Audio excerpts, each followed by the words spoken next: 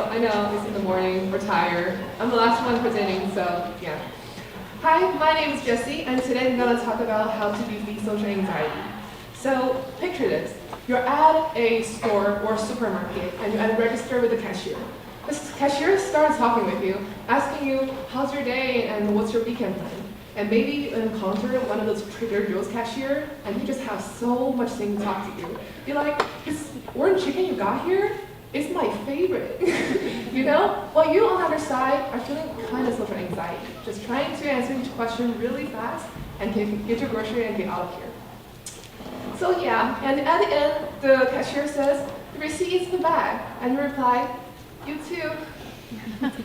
So how many of you guys have ever experienced that kind of awkward moment in your life, or feel like you can kind of relate to that kind of moment?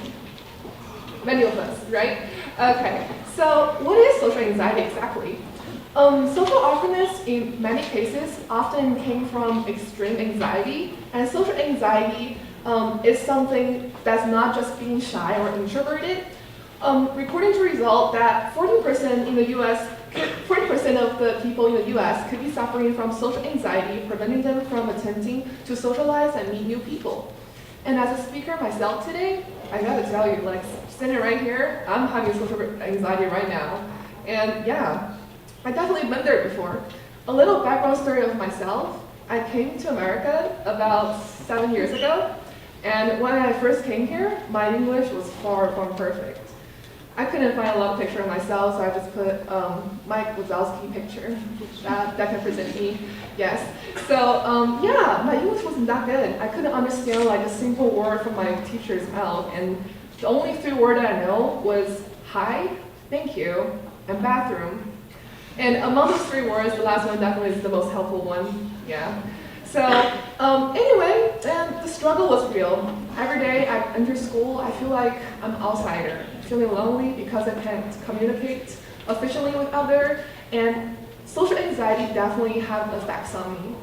I start to feel this cage around myself, this cage of self-doubts and social anxiety. I feel like I start to overthink about what other people think about me, about other people's words, other people's actions. However, things began to change last summer. I got an opportunity and I started working. That was me. So I started working at In-N-Out. So does any of you guys ever tried In-N-Out before? Many of us. Have anyone have not tried In-N-Out in your life? Okay. Okay. You gotta try. Their double is good. Anyway, so I started working at In-N-Out. And yeah, as a language learner, working In-N-Out, going for an interview and start working, it was not easy. I had to learn everything from scratch, and there were a lot of kitchen vocabulary that I had to learn. Like, I remember there was a time that I went to the kitchen and one of my, I believe it was my manager, told me to wipe the floor, and I was like, okay. So I was like, Jessie, go get the mop. And I was like, yeah, the mop. And the manager asked me, so do you not know where the mop is? I was like, yeah, I just don't know where the mop is. I definitely know like what the mop is, you know. And then the manager grabbed the mop that's like right in front of me and be like, here, Jessie. I was like, oh, okay.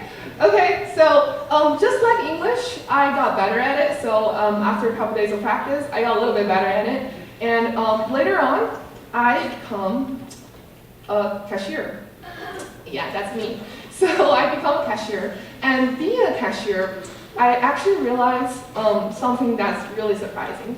So remember of ordering food as a kid in a restaurant, the nightmare of you just being so shy and afraid to make a mistake and the cashier will laugh at you?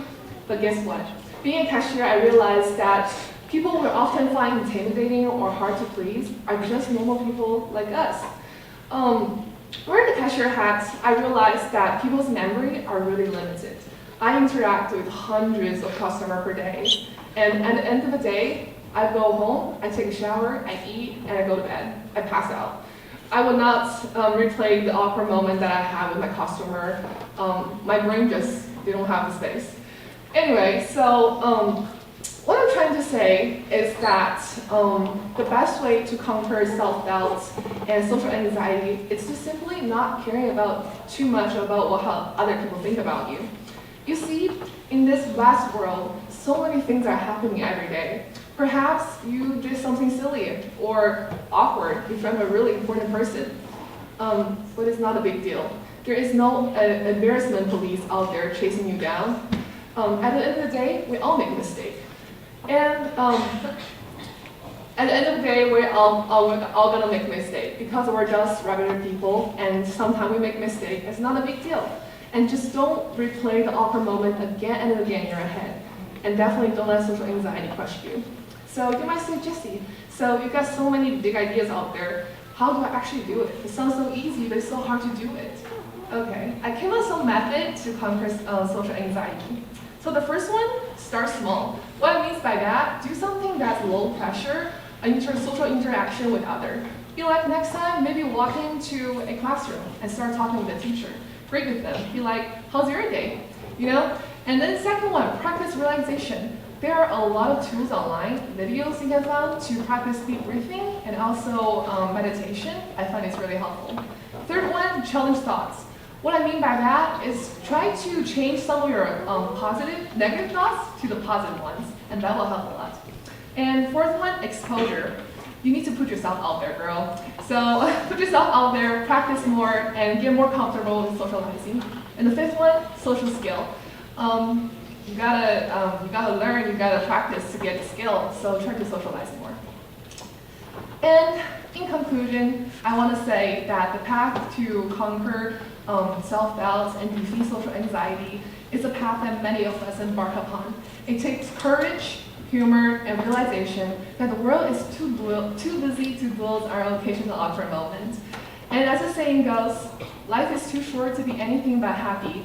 And remember, thank you for joining me on this journey. And remember, there is no embarrassment police out there. Just be your extraordinary self.